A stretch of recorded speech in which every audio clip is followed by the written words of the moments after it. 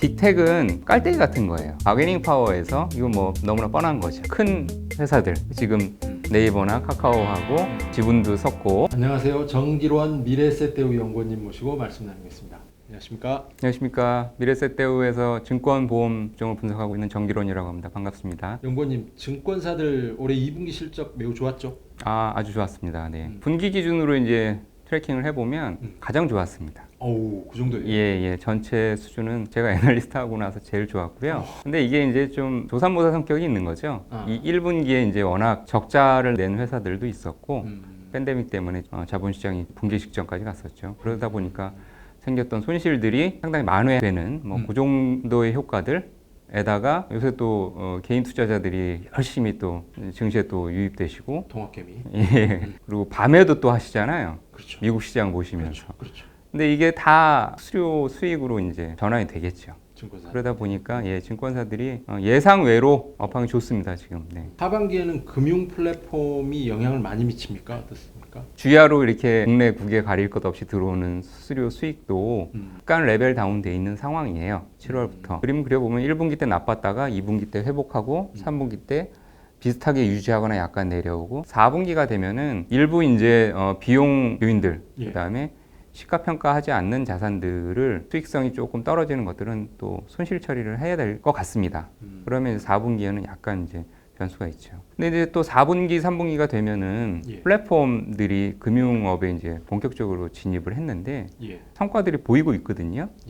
고객도 많이 모으고 실제로 어떤 상품의 판매나 이런 것들이 일어나는데 이게 조금 더 부각이 되겠죠. 카카오뱅크 이런 데는 뭐 IPO 얘기도 뭐 계속 있어 왔는데 조금 더 구체화가 될 것 같고, 그다음에 플랫폼이 워낙 이제 이 팬데믹 이후에 이제 언택트 문화가 확산되고 이런 이제 사용자 경험들이 또 다른 이제 상품과 서비스를 사용하고 소비하는데 접촉이 있다 보니까 금융 서비스나 금융 상품에도 그게 확산될 거는 분명하리라고 보고 있습니다. 그 하반기에 마이데이터 서비스 이것도 큰 변수가 될 것 같은데요. 네네. 마이데이터는 사실 꼭 금융회사뿐만이 아니라 데이터라는 게 떨어져 있으면 가치가 없지만 합쳐지고 결합되고 다양화되면은 또 새로운 가치들이 생길 수 있는 거지 않습니까? 근데 특히 이제 금융 데이터라고 하면 예를 들어서 뭐 내가 어떤 대출을 가지고 있는데 어떤 또 생활 패턴과 또 소비 습관 이런 것들하고 결합을 해보면 더 좋은 또 대출이나 더 좋은 금융 상품들 이런 것들하고 이제 매칭을 할 수 있는 그런 가능성이 있겠죠. 특히나 금융은 이전까지 데이터 활용이 좀 많이 이게 높지가 못했던 게 규제에 또 가려져 있는 거죠. 사실 금융 데이터라고 하면 컨셉이 그렇습니다. 금융 데이터는 활용보단 보호의 대상이라고 생각하지 않습니까? 그렇죠. 그죠?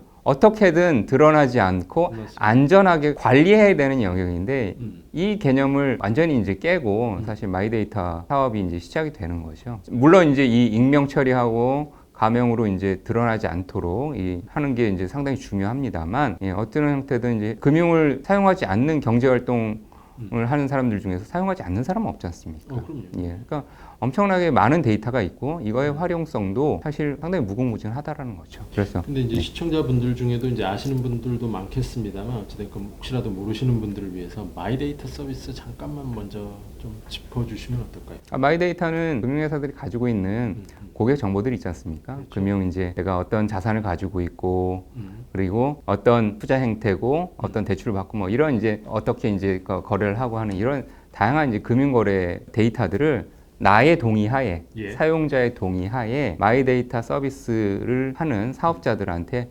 제공을 하면 그 제공한 데이터를 가지고 가공을 해서 여러 가지 이제 파생되는 의미도 발견하고 그게 또 새로운 이제 서비스나 경제 활동에 좀 활용할 수 있도록 하는 뭐 그런 이제 제반의 서비스를 일컫는 거죠. 네.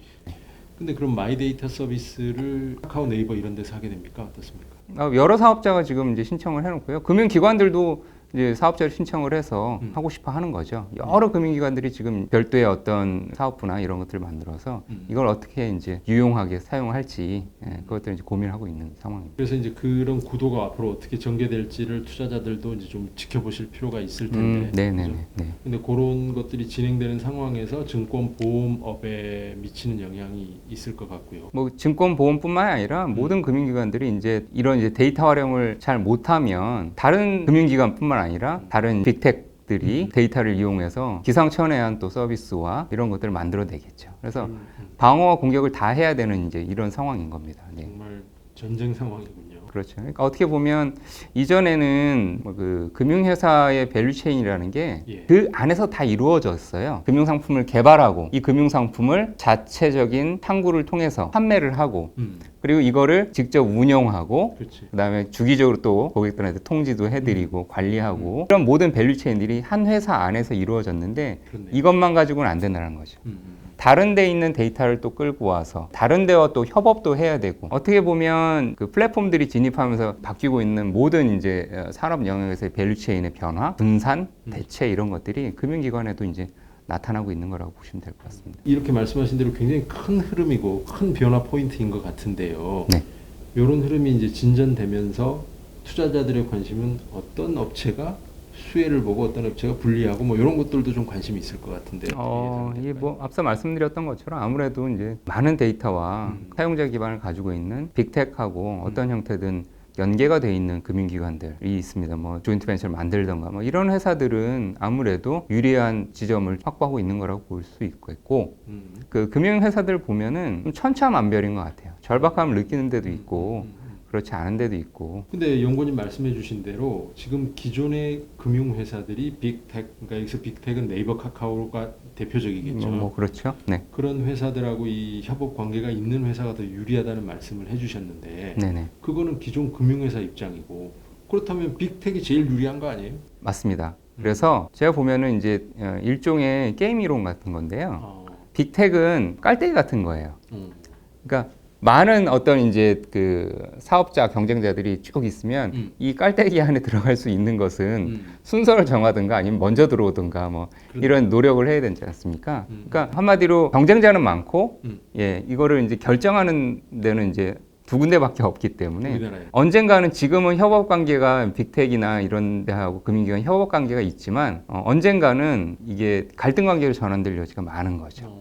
협업 예. 상대하고 네, 그게 옛날에 보면 게임 중에서 게임 팩을 가지고 만드는 게 있었지 않습니까? 예, 팩. 예, 닌텐도가 어떻게 보면 지금 보면 그게 플랫폼이에요. 닌텐도는 예, 독점 플랫폼이에요. 닌텐도가 게임 개발을 다 하지는 않습니다. 외주업체들. 외주업체들한테 주는데 닌텐도가 이 외주업체들한테 독점의 어떤 이제 횡포를 부린 거죠. 공급자들을 그렇네. 재단한 거예요. 그러다 보니까 처음엔 잘 됐죠. 그리고 안정적인 마진도 관리를 할 수 있었는데 그 산업 자체가 오래가지 못했어요.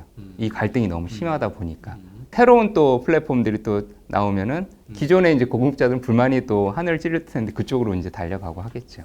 그러니까 닌텐도가 예. 그 플랫폼으로서의 권한을 예. 좀 남용하고 그렇죠. 미래를 내다보지 못했다. 그래서 처음에는 서로 필요하니까 협업을 하지만 독점적인 지위가 있는 이제 큰 플랫폼들은 나중에 어떤 형태로든 좀 갈등의 소지는 있게 되는 거죠. 그렇기 때문에 단순한 협업 관계, 파트너 관계보다는 지분을 섞는 형태가 돼야지 예, 방어적으로 예, 그런 갈등 고리에서 좀 벗어날 수 있는 거죠. 헤어지기 어렵고. 네. 그럼 지금 어떻습니까? 아까도 말씀해 주셨지만 네이버는 미래에셋 대우하고 카카오는 네, 한국금지주하고 한국금융지주하고 네네. 이렇게 익스클루시브하게 각각 그렇게 돼 있는. 지분은 뭐 그런 식으로 돼 있는 거죠. 네. 근데 이제 예를 들어 은행들, 네. 큰 은행들이 또 어떻게 행보를 보이느냐 이것도 굉장히 중요하겠군요.